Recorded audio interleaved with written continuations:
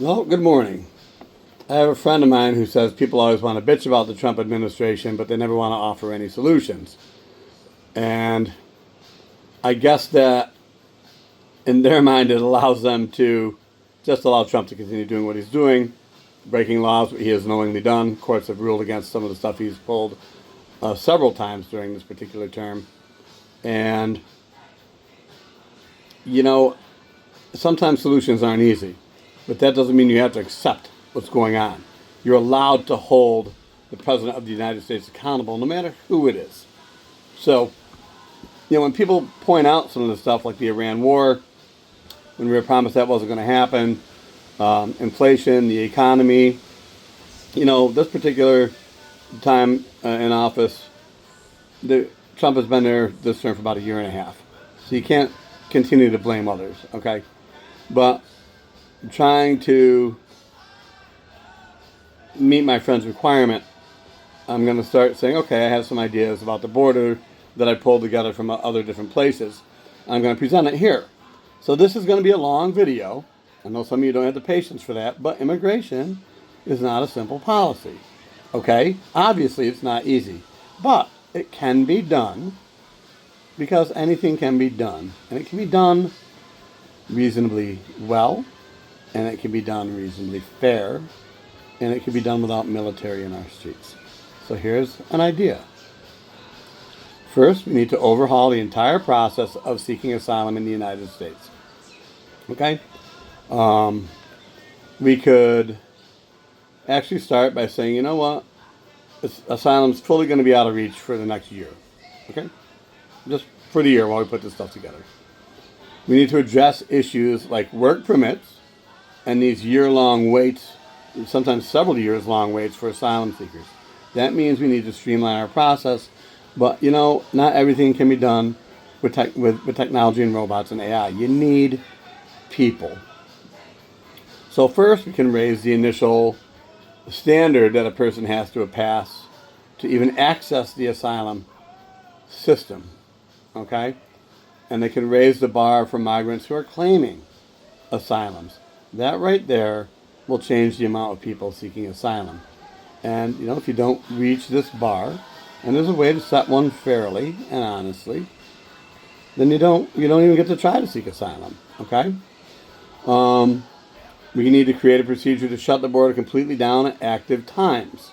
So that would there's something called encounters that a lot of people have confusion about. An encounter is just that. If I encounter someone on the street, I'm encountering them. It doesn't mean I'm saying, oh, come on back to my house and come on in. It's just an encounter. So encounters are just how many times, and they keep track, how many times officials at the border actually stop migrants or come across migrants trying to get in. It is not the number of migrants allowed in. So, during these encounters, we empower Homeland Security to stop people from coming in and deny them from applying for asylum if the average number of encounters at the southern border reaches a given number. Let's do a weekly average. If the encounters hit a number like 3,000, those are just encounters. If there's a 7-day average where those encounters are 3,000, then that border gets completely shut down.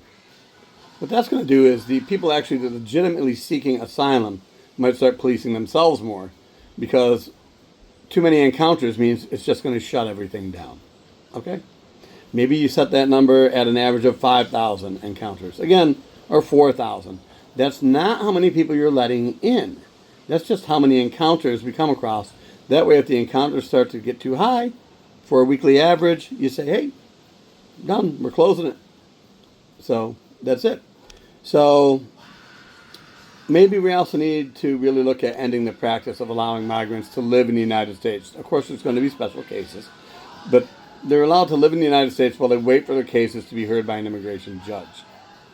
Now, by putting in place raising the bar to seek asylum and to claim asylum, and by shutting the border down at a certain number of encounters, that's going to lower that number. So would that mean it would lower how long people would have to wait? But there's a way around that too, and it's easy. We just need to hire more judges and more asylum officers. we can provide the funding to the United States Immigration Services and Homeland Security, where we can have more judges. We have qualified judges out there to do this, and new asylum officers that are like caseworkers for probation, right? We also can add new Customs and Border Protection personnel, meaning actual border control officers, okay? So by addressing that backlog of cases, we'll have more judges and the staff they need to do it, okay? That will, because there's going to be fewer cases coming in front of the judges, and we have more judges to hear them, that will streamline the process.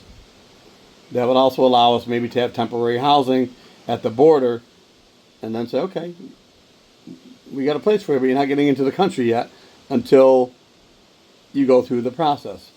You know, like a due process. We've heard something about due process, right? The other thing we need to do, everybody's worried about fentanyl and all these drugs coming over the border. We have the technology. Why aren't we funding the technology at the border? And this is technology that can be transported around. It can be, what's the word I'm looking for? Not movable, but mobile. It can be mobile. So, so people don't say, oh, we'll avoid there because that's where that technology is. You have mobile technology and you move on a random schedule and you have more than one. We have the technology for this stuff. We use it already in our country. Give the president, whoever it is, the authority to impose sanctions on foreign nationals that knowingly and has been proven that they're involved in significant trafficking. Okay, you can't just say, oh, I don't like that person, or I think. Again, it goes to due process. If it's proven that these foreign nationals are knowingly involved in trafficking of fentanyl or children or anything, then that's it, man. The president has that authority, but it's got to be proven. Otherwise, we lose credibility. And law and order, we used to have a lot of credibility regarding that. Now, I haven't forgotten the wall. Some of you like that physical wall, but it just can't be by itself. But we have to continue to do the upkeep and the maintenance on the wall we have. For instance, there was a president, I think it was 45, he did a no-bid contract to a company he liked. I'm sure there's, and that should have never been done. A no-bid contract for that should have never been allowed. It was illegal, but Congress didn't step in to stop it. And that particular company built some wall that within a year, it was falling apart. It was wearing down. It was terribly done. That's why you have to have bids for these contracts. And you have to have contractors that are going to stand by their work and not cost us more money. But I digress. Continue. Build more wall. But we need to maintain the wall we have. So we've said increase technology at the border. We've said add more detention beds. And let's increase the number of deportation flights. We've done that before. Get them out quicker. The ones who don't reach those new bars, see you bye. You're out quicker. I'm gonna say something that's really gonna irritate some of you. ICE needs to be demilitarized. They should not be coming into our cities. Red, blue, purple, I don't care. They shouldn't be coming in there essentially as combatants, dressed in military combat outfits, hidden faces. No, that's not America. That's freaking Gestapo shit, okay? That's not the United States. Now I'm going to invoke a name that some of you are going to get irritated at.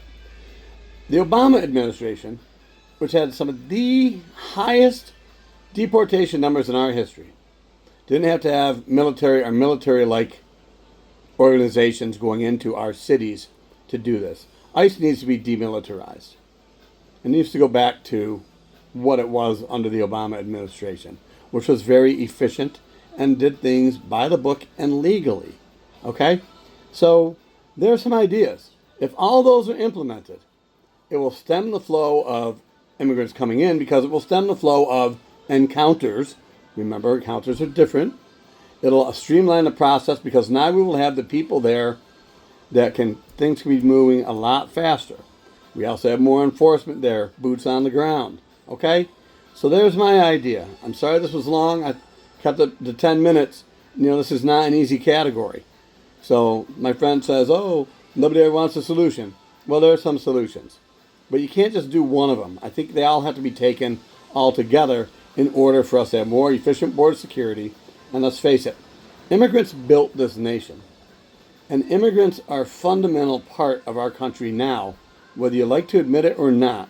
They do work that, sorry, a lot of people my complexion think that work is beneath them. They're not going to go out there into the fields. They're not going to pick our crops. Immigrants are an important part of our nation's history. They're an important part of our nation's present. And if our nation is to grow and mature in the future, immigrants are going to be needed. There you go. Let me know what you think in the comments.